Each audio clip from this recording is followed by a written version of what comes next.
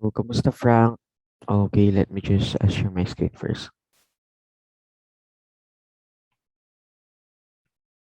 Okay, so kamusta? Kamusta Frank? Kamusta ka?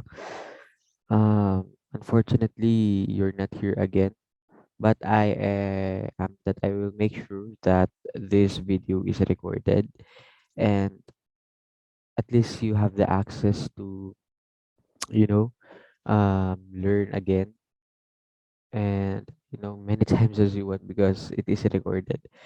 So let's go to the topic. Our last topic is about the future tense. Let me just annotate. Wait. So our last topic is the unit 7. We are on the unit 7 and the future tense of basic verbs. We tackled that. I think there are 6 or 5 of them. Case number 3 in adverb of time. We didn't tackle this one, but for today we will tackle this one. Different kinds of you in Tagalog. We tackle mo and kita. The first experience of Mang Kanor in the Philippines. We didn't tackle this one. The new sets of basic verbs and adjectives. Adjectives, I think we didn't tackle this one. But the new sets of basic verbs, we tackled that one. Going back to the unit 8, we are on the unit 8, right? Okay, we are on the unit 8 and we are actually um, on the future tense of basic verb, definitely. The different kinds of you. We have 4, right? The ikaw, ka, mo, and kita. And we will also tackle the difference of ikaw and ka. Okay. So, we just have to recap. Siya and niya, as you requested, we will tackle the difference, not the difference because they are the same, but I think the difference of the usage on how it is being used. Okay. The possessive pronoun. Okay. We tackle on our previous lesson. We tackled the singular form. And for now, we will tackle about the amin, inyo, and kanila. This is actually plural. Okay. The translation of the storyline as well. Next, it is time for a recap. The next one is the basic verbs in the future tense. Do you remember some basic verbs in the future tense? Okay, that's fine. Now we go to a matching word. Give you at least 30 seconds to think which is which. Okay, and the 30 seconds starts now.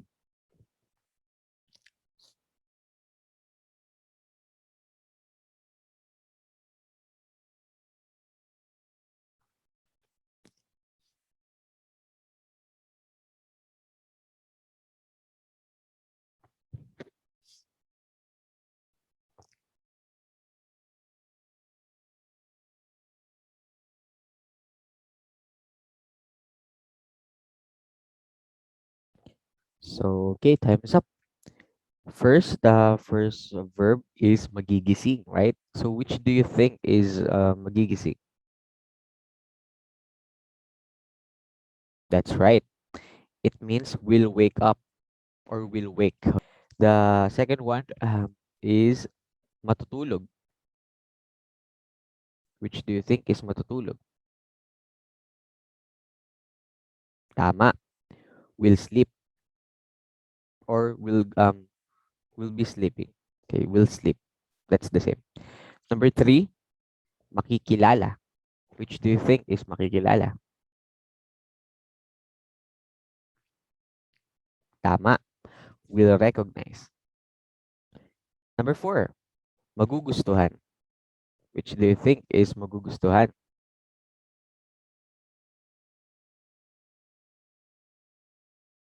Tama. Will like. Okay? Will like. And the last one is malalaman, which is the last one is will know. Okay, that's it. Magigising, will wake, matutulog, will sleep, makikilala, will recognize, magugustuhan, will like, and the last one is malalaman or will know. All right, let's go to the next slide. So I will give you the same 30 seconds and I want you to match which is which. This one is the nouns, right? And you have to match which is which. 30 seconds starts now.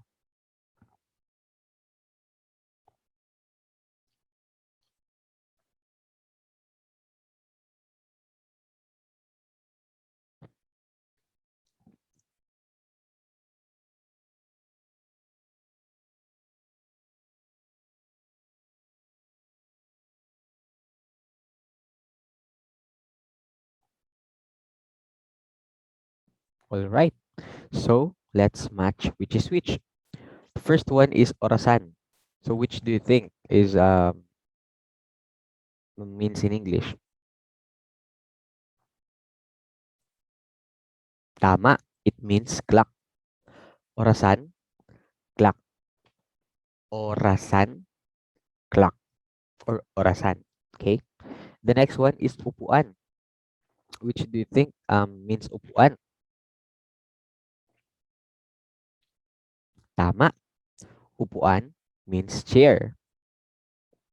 Number three, higaan.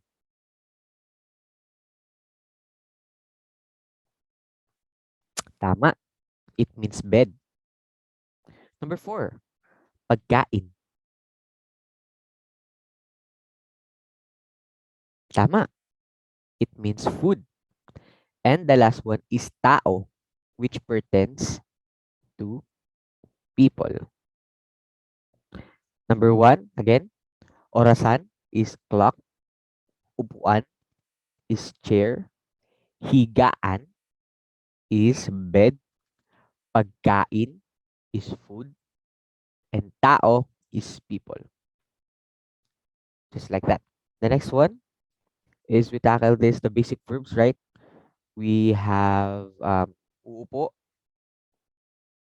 matutulog, magigising, magugustuhan, makikilala, malalaman, malalaman. That's right. Next one is the basic verb number one, which is uupo. Pakibasa, tama. Uupo, uupo, or will sit in English. The next one is, this is just a recap. Number two is pakibasa, tama. Matutulog, matutulog, or will sleep in English. This one is a sleepy one, sleepyhead. The next one is basic verb number three, pakibasa, tama. Magigising, magigising, or will wake up in English. The next one, the basic verb number four, which is pakibasa, tama. Magugustuhan, magugustuhan, just like that, or will like, we're gonna like something in English. The next one is the verb, basic verb number five, which is pakibasa, tama. Makikilala, makikilala, makikilala, tama. The last one is pakibasa, tama. Malalaman, malalaman, malalaman, just like that, or will know, you will know something or someone in English. And before we go to the sentence construction, let's have some, I want you to introduce some nouns. Okay, the first one is, pakibasa. Wait. Okay, pakibasa. Tama or upuan. Upuan. Upuan. Upuan. Or sit in English. So if you're gonna sit, at, of course, you will gonna sit in a chair or upuan. All right. Next one. Number two, nouns. What is this again? Tama. Matutulog. And where will you gonna sleep? Of course. Pakibasa. Tama. Higaan. Higaan or bed in English. Of course, you will sleep at the bed. Okay. The next one is, before that, I want you to recognize this one. What is this one? You're gonna wake. What's the meaning in Tagalog? Tama. Magigising. And what will wake you up? It's the clock, right? And it is in Tagalog. Pakibasa. Tama. Orasan. Orasan. Orasan. Or clock in English. Oras, okay, is what? Time, right? Or hour. Oras. Just like, for example, 1 hour. How will you say 1 hour in Tagalog? Do you have any idea? What is one? Isa. Tama. Isang. And what will you add? Since it is followed by a vowel, you will add ng. Tama. Isang oras. That means 1 hour. The ng connects the isa and oras. Okay. The next one is, before that, I want you to recognize this one. Tama. Magugustuhan. Magugustuhan. And what will you like? Of course, if you are traveling into the some countries, the food is very essential, and the food in Tagalog is pagkain. Pagkain. And since it is letter S, we will add. So how do you pluralize a noun again? You will add tama, mga pagkain. It means foods since it is on a plural form. Mga pagkain. The next one, number 5, is, I want you to recognize this one first. What's this one? Tama. Makikilala. Makikilala. This one. And what will you know? Of course, the people, right? And people in Tagalog is tama. Ta o. Tao. Next one. I think it is the last one, which means, what's this one again? Tama. Malalaman. And what will you know? Something, right? So thing, it is in English, and it is in Tagalog. Pakibasa. Tama. Bagay. Bagay. Tama. So let's make some sentences, okay? I think we tackled this one, okay? The How will you say if someone asks you, saan ka uupo? And that it's in English, it is, where will you sit? Where will you sit? And you will respond to that as sa upuan ako uupo. This is the formula. Remember the preposition sa, the noun, upuan, the pronoun, ako. Ako is what? Is it first, second, or third person? Tama. It is on the first person singular, right? Uupo is the verb in the future tense. So how do you say in colloquial term?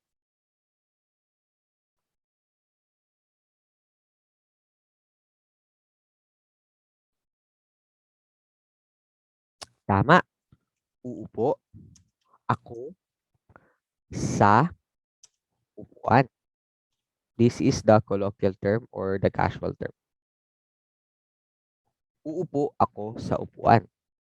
Again, uupo ako sa upuan. Uupo ako sa upuan. That's kind of tongue twister, right?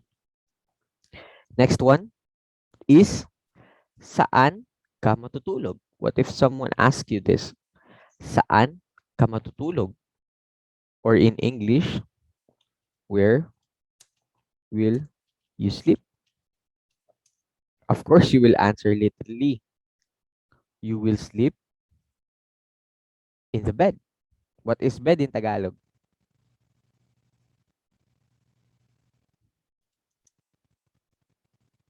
Tama. Bed is higaan. Higaan is the formal. Okay. It is the formal. And the casual is, can you remember? Kama. Tama. Casual. That's right. So, how will you respond if someone asks you saan ka matutulog or where will you sleep?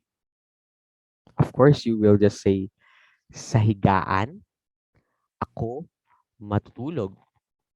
The preposition sa and the noun, the pronoun, and the verb matutulog.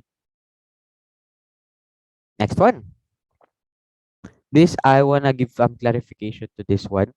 The on the previous lesson that we have, it is just orasan. It doesn't have ang, right? But you will you are right. Okay, ang you will use the article ang if it is followed by the pronoun. But what if it is followed by the conjugate verb? Ang gigising. Gigising is a verb, right, in the future tense. The preposition sa and akin, which is the possessive pronoun. So let's have ano ang gigising sa'yo? So what do you think is it is in English?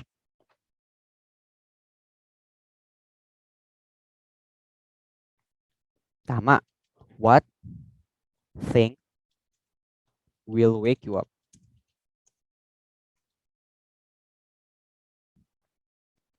Okay, and you will respond to that as ang orasan ang gigising sa akin.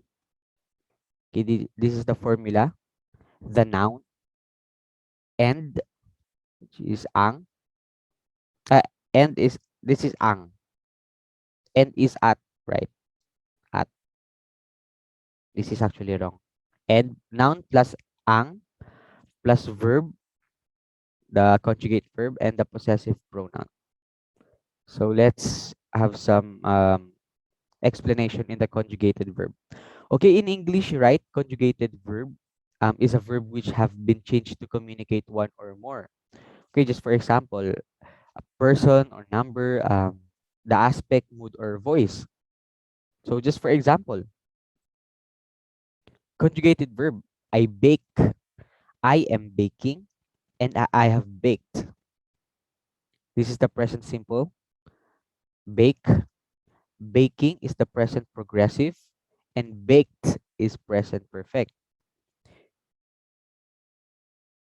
Let's go to another slide. The next one is two types of articles and the use of ang and nang. Remember, we in English we have two types of you know, the passive and the active. Definite, you will use ang if it is definite and it is on a passive. And indefinite if you will use the nang, which is the active. Active is the doer, right? The doer, and this is the receiver, the passive, and the doer. You will focus on the doer. The next one, just for example, the conjugated verb, gising. This is the base form, right? Gigising, pakibasa ulit, pakiulit. Tama. Gigising, you will use ang because it is in the passive. The receiver is the subject. Gigisingin, nang, it is in the active, which is the doer. Okay, so let's have some examples so that so it makes sense. So the difference of the article ang and nang is this one. Ano ang gigising sa'yo? Ang orasan ang gigising sa akin. The use of ang, right? This one. The noun, orasan. The future tense verb or the conjugated verb, ang gigising. And the possessive pronoun. Okay, actually, ang, if you are, the use of ang is if you're sure, if you are certain, if you are definite, if you, in talking, just for example, you are sure that the clock is the one will wake you up. This one is the body clock, right? And this one is literally the clock. So the use of ang is if you are sure what will wake you up or what thing is for sure. Just for example, ang orasan. Ang orasan is the definite, right? Orasan is the thing that will wake you up. So you will use ang. So how do we use nang? This one. Ano ang gigising sa'yo? You can just use the article nang by changing the position of gigising. But in gigising, this is the past tense, right? You will just add in. So don't worry, we will tackle this on our next lesson. Gigisingin ako, which is the pronoun, ng orasan, which is the noun. Ng is followed by a noun. What about this one? Ang is followed by a verb. And it is also followed by a noun. When you are definite in it, it is on the passive, right? This is the passive term, right? Passive. And this is the active, which is the doer. This is the doer, gigisingin. And orasan is the receiver, right? The next one, the orasan here is the receiver. And this is the doer, ang gigising.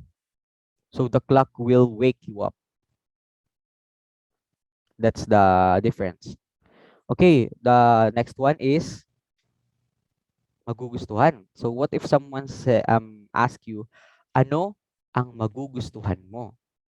Just like in the active and passive, which is the definite and indefinite, ang pagkain ang magugustuhan ko. This is the use of ang, the conjugated verb, right? This is the subject and this is the doer, magugustuhan. Magugustuhan is the doer and the receiver is the pagkain. So what what thing will you like?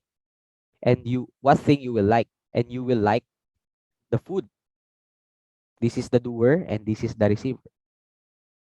And that is the use of ang.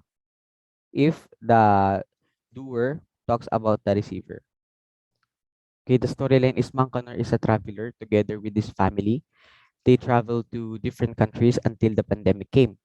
So Mang Kanor is the only one who will venture the beauty of the Philippines, unfortunately, until he met JC and he realized that he can settle for good in the Philippines after staying and knowing the culture there for a month and tell his family to come after the pandemic ends. All right, so let's translate these words. First, we will have maglalakbay si Mang Kanor sa Pilipinas sa susunod na linggo. So what do you think is that one?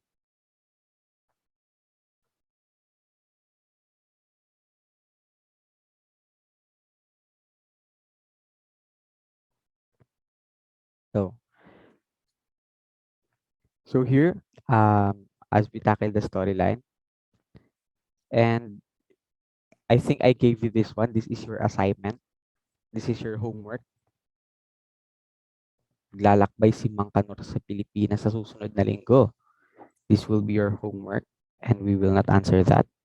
This is this one also, and this one. And now we go to the case number 3 in the adverb of time, adverb of place in the future tense. No, in the, so so we are on the case 3, and we will I think we tackle the case number 1, case number 2, and case 3, which is adding none without using none, and the last one is the interchanging of R when it follows by a vowel and D if consonant. So let's have some example. The case number 1, right, is the use of none, which is can be used when someone is asking. Just for example, nandito, right here. The next one is nandiyan, right there. And nandoon is over there. The case number 2 is can be used when you speak voluntarily. So if you are giving information to someone that is no one is asking, and that is without using none, that is the case number 2, which is dito, right? The case number 1 is none. You will add none.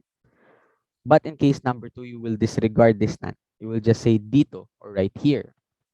The next one is diyan, diyan, or jan in the faster way, or jan. The next one is doon, or over there. And the case number 3 is the interchanging of R when it follows by a vowel and D if it is consonant.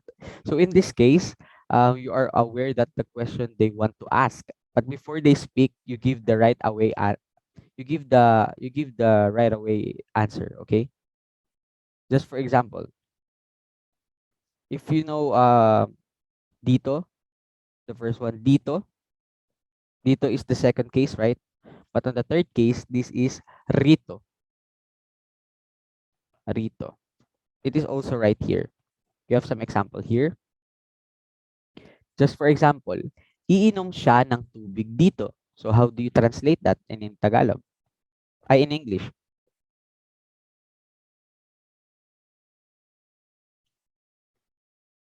Tama.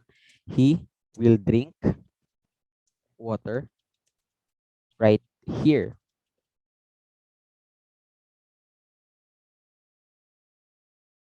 But how about juice? Iinom siya ng juice rito. You notice the interchanging of dito and the rito, R and D. So how do you translate this?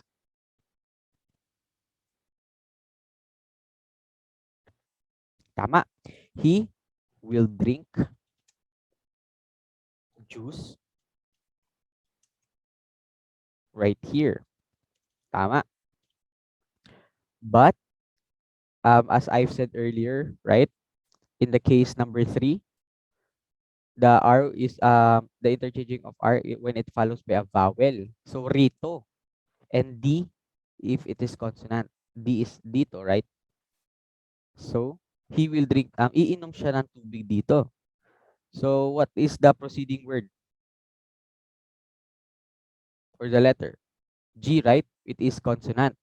And you will use D, dito, if it is the proceeding word and the end of the proceeding word is consonant. And narito, if it is vowel, juice, and it ends with the vowel E, and you will use R, rito. Next one, jaan. Jan, right? Pakibasa. Tama. Diyan or riyan. And that's right there. Let's just have some example here. So he will eat vegetables right there. So how do you translate that into Tagalog?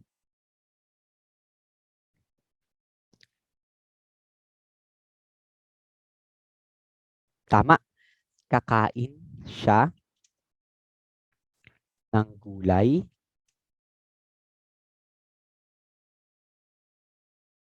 Tama. Diyan. Because it is the proceeding word and the end of the proceeding word is consonant, right? And you will use D. Diyan. What about she will eat adobo right there?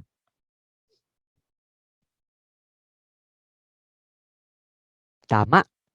Kakain siya ng adobo riyan. Because what is the reason behind that? The proceeding word and the end of the proceeding word is vowel, and you will use R just like that. The next one, all right, is doon and roon. Doon, roon, which means over there. We have some examples here. He buys soy sauce over there. How do you say that in Tagalog?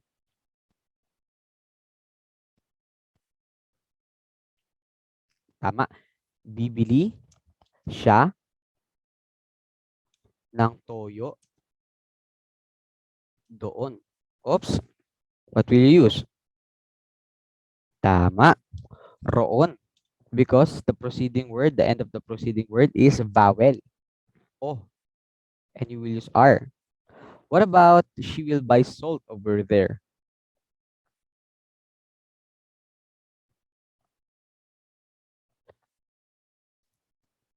Tama. Bibili siya ng what is salt? Tama. Asin doon. You will use doon because the preceding word, the end of the preceding word is on the consonant, and you will use D and the consonant D at the consonant N, and you will use D. Okay, the vowel here, you will use R. Okay, that's just like that. So the there different kinds of you in Tagalog. We tackle this one, which is the ikaw and ka. Ikaw, ka, and mo, kita. Actually, we tackle this four. It's just a recap.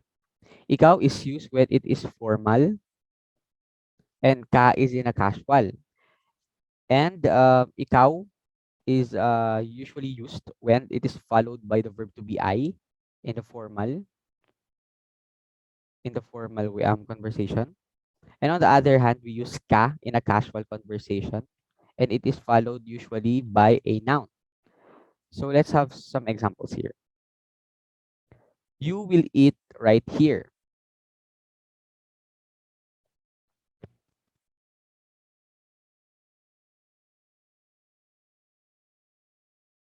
Tama. Ikaw ay kakain. What is right here? Tama. Rito. Right? Or dito. Because it is followed by a consonant. Just like for example here. The example here. Right? R when it follows by a vowel, and D if it is consonant. So how will you say right here? ikaw ay kakain dito, right? You notice that we use the verb to be I. You is actually the third person. No. The second person, singular, which means ikaw, and the verb to be I, and the verb plus the adverb of place. This is the formal way. So how do we say ikaw ay kakain dito in a casual way?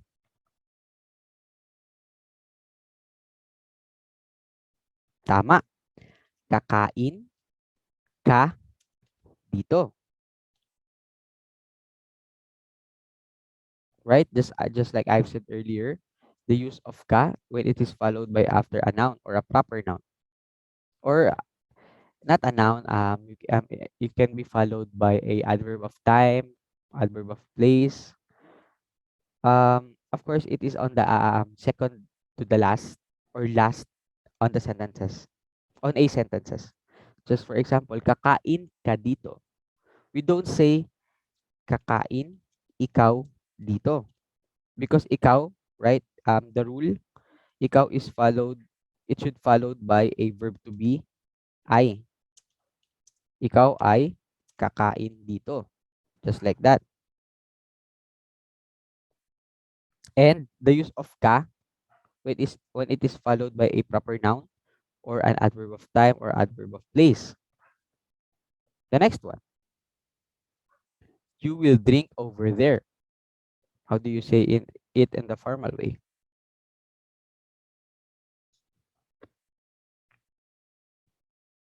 Tama. Ikaw ay iinom dito. Oops. Over there. Doon. Tama. And how do you say it in a casual way?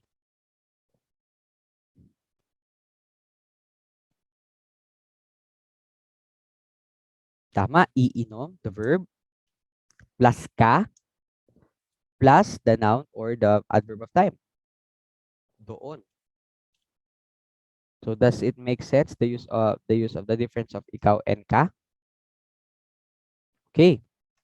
The next one is the kita and mo. Kita is the receiver of the action and mo is the doer.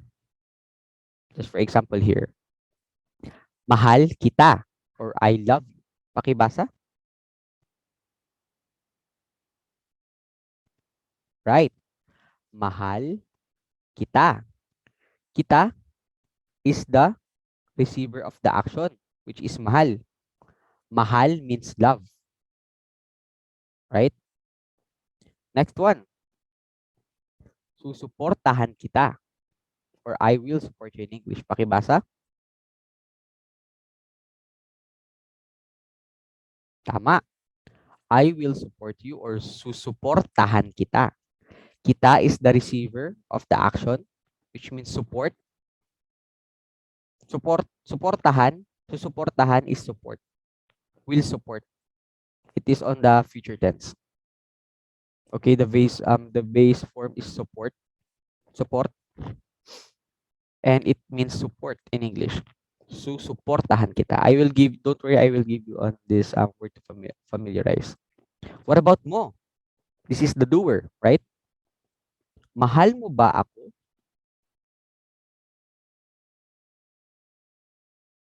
Pakibasa? Right. Mahal mo ba ako? Mo is the doer, and now the receiver is mahal. Okay? Do you love me?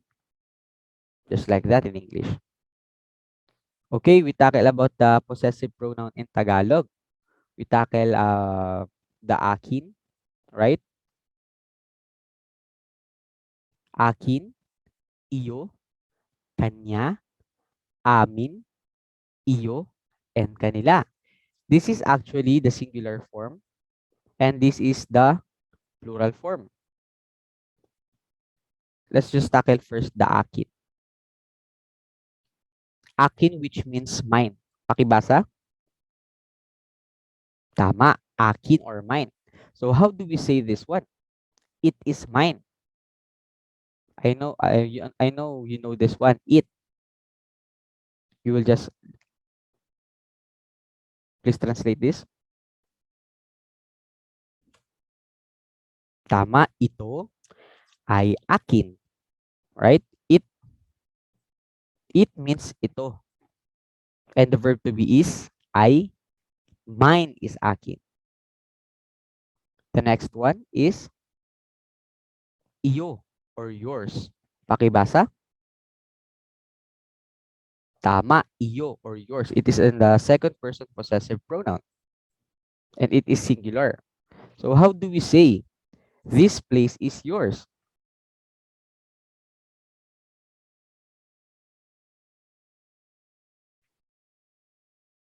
Tama.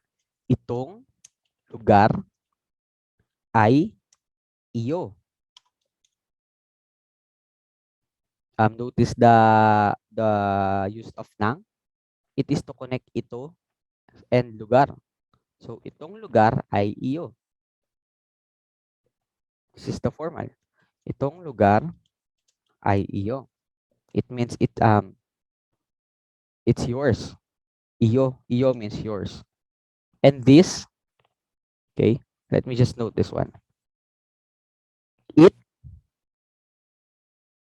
or this means ito. And it talks about things. And what is things again in Tagalog? Tama, bagay. So how do we say that on the casual term? Tama, iyo ang lugar na ito.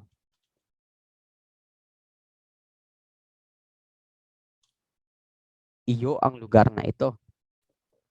Next one, and the last one is pakibasa.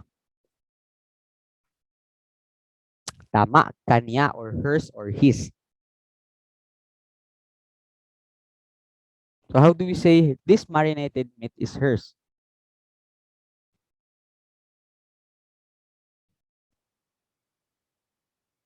Tama, itong adobo ay, what is hers again?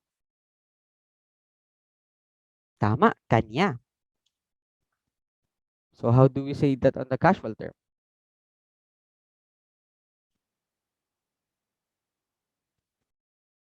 Okay, kanya ang adobong